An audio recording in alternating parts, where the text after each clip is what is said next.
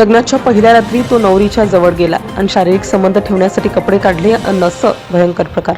नवरदेवाच्या पायाखालची जमीन सरकली. नेमकं त्या रात्री काय घडलं होतं? जयपूरमधील बिंदायका भागात राहणाऱ्या एका साध्या कुटुंबात लग्नाची लगबग सुरू होती. घरात दिवे, सजावट, पाहुण्यांची वर्दळ आणि आनंदाचा माहोल. घरातील मुलांचं लग्न ठरलं होतं. शेजारच्या ओळखीने उत्तर प्रदेशातील एका मुलीशी संबंध जुळवण्यात आले होते. मुलीचं कुटुंब दूर असल्यामुळे सगळं थोडा घाईगडबडीत ठरलं, पण घरच्यांना वाटलं नशिबाने चांगली मुलगी मिळाली. लग्नासाठी एका एजंटला मोठी रक्कम दिली गेली होती. मुलगी सुसंस्कृत आहे, घर चांगलं आहे, काळजी करू नका असं एजंट वारंवार सांगत होता.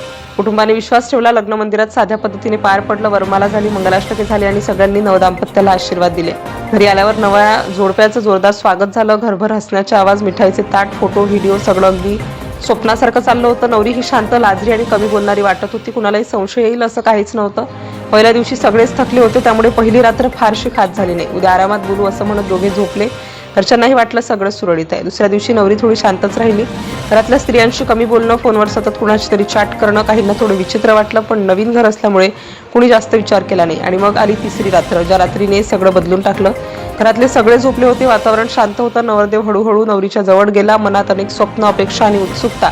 तो तिच्याशी बोलू लागला, पण नवरी अचानक घाबरल्यासारखी मागे सरकली. तिने कारण सांगायला सुरुवात केली. कधी तब्येत बरी नाही, कधी थकवा, कधी डोकेदुखी. नवरदेव गोंधळला, पण त्यानेही आग्रह केला नाही. रात्र गेली, सकाळ झाली, पण नवरदेवाच्या मनात शंका घर करू लागली. काहीतरी बरोबर नाही असं त्याला वाटत होतं. नवरीचं वागणं दिवसेंदिवस अधिकच विचित्र चाललं होतं. तिसऱ्या दिवशी रात्री पुन्हा तो तिच्या जवळ गेला. यावेळी मात्र नवरीने अचानक विषय बदलला. फोनवर कुणाशी तरी बोलून ती बाहेर गेली. बराच वेळ ती परत आलीच नाही.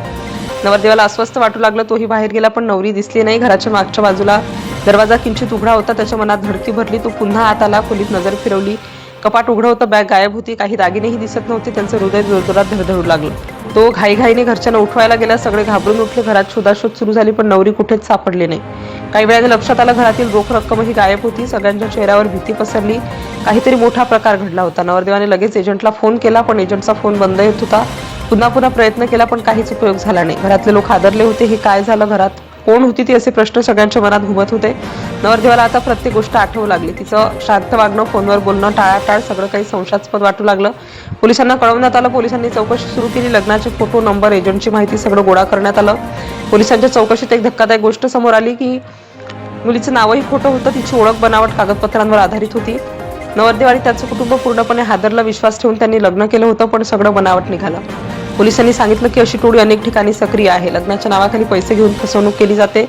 आता नवरदेवाच्या पायाखालची जमीन खरोखरच सरकली होती. 3 दिवसांपूर्वी ज्याला तो पत्नी मानत होता, ती अचानक गायब झाली होती. या घटनेने संपूर्ण परिसरात खळबळ उडाली. लोकांनीही सावध राहण्याची गरज व्यक्त केली. आणि शेवटी सत्य समोर आलं. ती नवरी नव्हतीच, एक फसवणूक करणाऱ्या टोळीचा भाग होती. आणि लग्नाच्या तिसऱ्या रात्री घरातील पैसे, दागिने घेऊन ती कायमची फरार झाली होती.